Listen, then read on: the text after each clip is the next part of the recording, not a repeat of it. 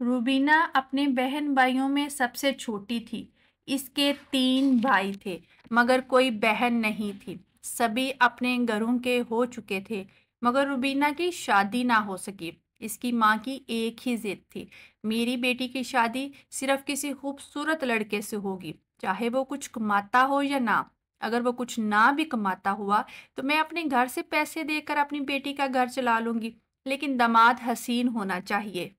रिश्ते आए, मगर माँ हर बार लड़के की शक्ल सूरत को देखकर फैसला कर दी।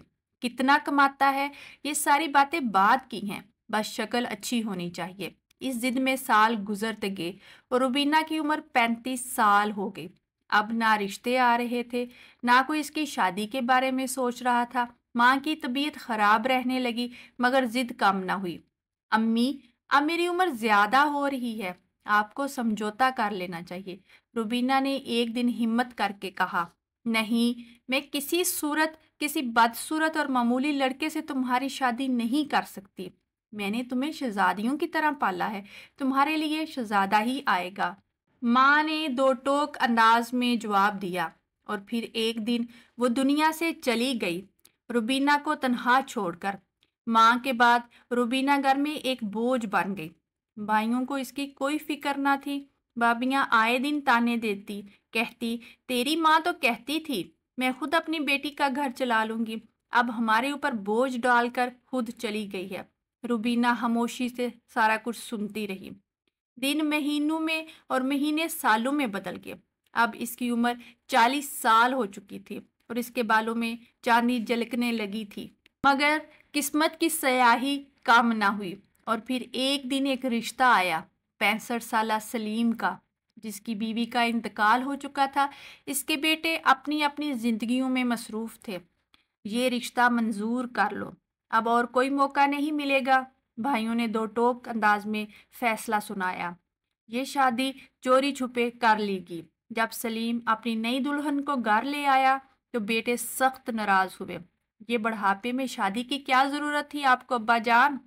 मगर चूंकि जायदाद सलीम के नाम थी, वो कुछ कर नहीं सकते थे। वो रुबीना से सीधे मुंह बात न करते।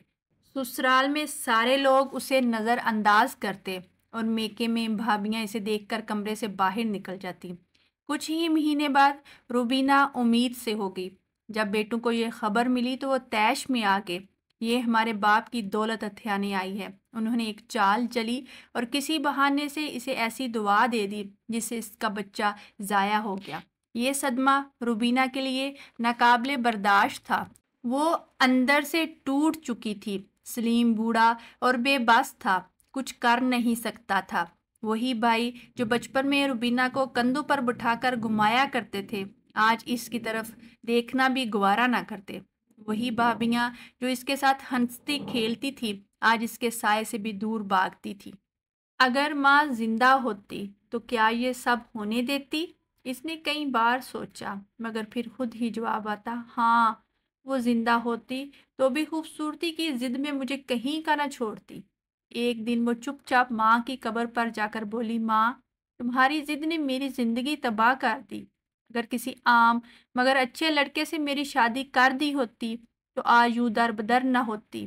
तुम कहती थी कि दामाद हसीन होगा, चाहे मैं अपनी बेटी को खुद पाल लूंगी, लेकिन आज ना वो हसीन दामाद है, ना कोई सहारा। वो रोती रही, मगर अब आंसू बहाने का कोई फायदा ना था।